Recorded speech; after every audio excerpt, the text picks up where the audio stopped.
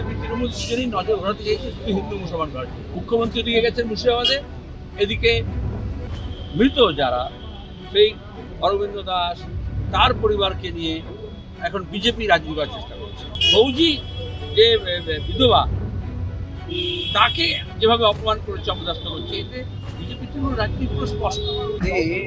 কোনো এলাকায় প্রশাসন কন্ট্রোল করতে পারছে না, কোনো একটা এলাকা ধরেই বলেছেন কি ভোট দিয়েছে 355 হতে পারে, 356 এটা ঠিক না। राजपथ तय करेगा देश का भविष्य। कोई केंद्र सरकार का अपॉइंटेड दलाल नहीं। ये सीधा हमला है सीपीआईएम के राज्य सचिव मोहम्मद सलीम का, जो राज्यपाल सीवी आनंद बोस की धारा 356 की सिफारिश पर जमकर बरसे।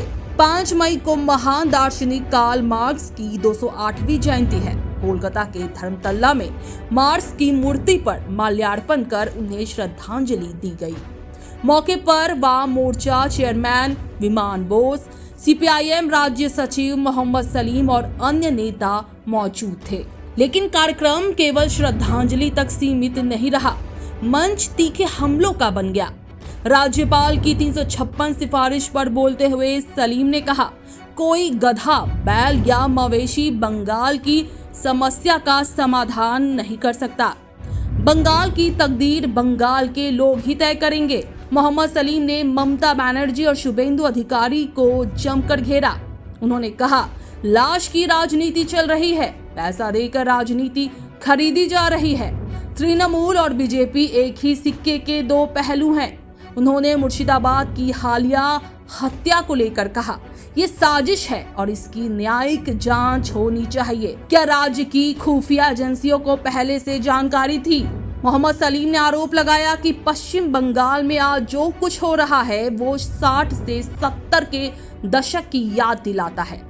राष्ट्रपति शासन से कभी हल नहीं निकला और अब भी नहीं निकलेगा। उन्होंने कहा, केंद्र सरकार सत्ता हथियाने में लगी है और राज्यपाल वही राजनीति कर रहे हैं जो बीजेपी करती है। राजभवन को पार्टी ऑफिस बना दिया गया है। ममता बनर्जी के मुर्शिदाबाद दौरे पर भी सलीम ने बड़ा तंज कसा। गाने बजाने और कविता पाठ से फुर्सत मिलते ही ममता जी मुर्शिदाबाद पहुंच रही हैं। अब वहां के लोगों को उनका स्वागत नहीं, विरोध करना चाहिए। उन्होंने बीजेपी की कश्मीर की घटनाओं को हिंदू मुस्लिम राजनीति में बदलने की साजिश का हवाला देते हुए कहा, 26 के चुनाव से पहले एक बार फिर ध्रुवीकरण की राजनीति शुरू हो गई है।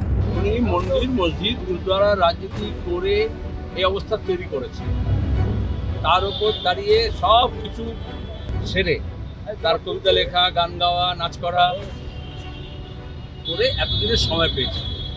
মুর্শিদাবাদে যে আগুন জ্বলেছে, এটা বিজেপি তৃণমূল নির্বাচনের প্রাককালে তাদের বিভাজনের রাজনীতি করার জন্যই এটা করেছে সবাই।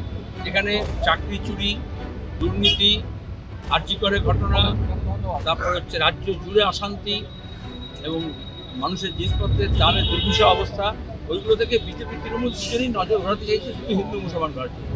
এখনও দেখবে মুখ্যমন্ত্রী দিয়ে গেছেন মুর্শিদাবাদে, এদিকে মৃত যারা সেই অরবিন্দ দাস তার পরিবারকে নিয়ে এখন বিজেপি রাজনীতি করার চেষ্টা করেছে, টাকার জোরে হোক বা নিজের কেন্দ্রীয় সরকারের অবস্থানের জন্য।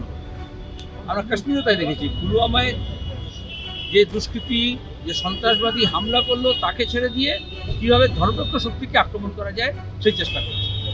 এবং এমনকি ফৌজি যে বিধবা তাকে যেভাবে অপমান করেছে, অপদস্থ করছে, এতে বিজেপি তৃণমূল রাজনীতি পুরো স্পষ্ট। এখন মুখ্যমন্ত্রী আজকে যাবেন, কিন্তু ওখানে উচিত ওখানকার মানুষের বিক্ষোভ দেখানো, পরিষ্কার বলছি। এখন নাটক করতে এসছেন, যখন যে পুলিশগুলোকে এখন এতদিনের পরে এখন যাবার প্রাক্কালে দিচ্ছে, সেটা কি মুখ্যমন্ত্রী সফরের জন্য? তাহলে ওই ঘটনা যে ঘটলো তার জন্য কোনো দায়িত্ব নেই। বিচার বিভাগীয় তদন্ত করতে হবে, খুঁজে বার করতে হবে BJP, Trinamool, RSS, MLA, MP, মন্ত্রী, কাউন্সিলর কে দায়ী, কে দোষী, পুলিশ কতটা দোষী এবং তথ্য ছিল কিনা। একই রকম আমরা দেখেছি পাহালগাঁওয়ে যে গোয়েন্দা দপ্তর খবর জানতো কিন্তু কিছু করেনি, এখানেও গোয়েন্দা রিপোর্ট ছিল কিন্তু সরকার কিছু করেনি, প্রশাসন করেনি, একটু দাঙ্গা খেলতে চেয়েছে। তাহলে হবে মানে এই তো রুশের খেলা দেখেছি। এই জন্য আমার মনে হয় তার এই যাওয়াটা এখন বৃথা।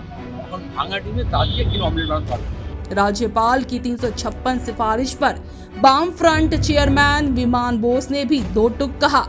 अगर कोई संवैधानिक कदम उठाना है तो पहले 355 लागू करनी होती है, सीधे 356 लागू करना संविधान की अवहेलना है। उनका सीधा आरोप था कि राज्यपाल एक खास राजनीतिक पार्टी के एजेंट की तरह काम कर रहे हैं। 356 এইভাবে অপপ্রয়োগ করলে পরে যে ক্ষতি হবে তার আগে 355 আছে।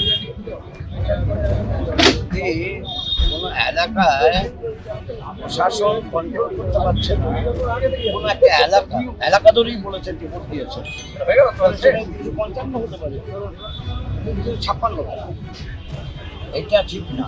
রাজ্যপাল তো বসানো হয়তো একটু সেই সরকারের প্রতিনিধি হিসাবে তো বসানো হয়। উনি সরকারের প্রতিনিধি, দিল্লির সরকারের প্রতিনিধি হিসাবে আছেন, তদনুযায়ী কাজ করছেন।